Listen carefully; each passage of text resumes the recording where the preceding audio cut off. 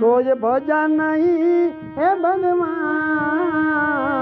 હેત ધરી માટે ખાય છે જમનો માર પેટ ભરીને માટે રામ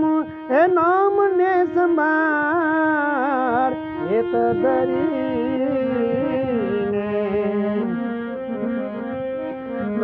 ગઈ પલ પાછી નહીં આવે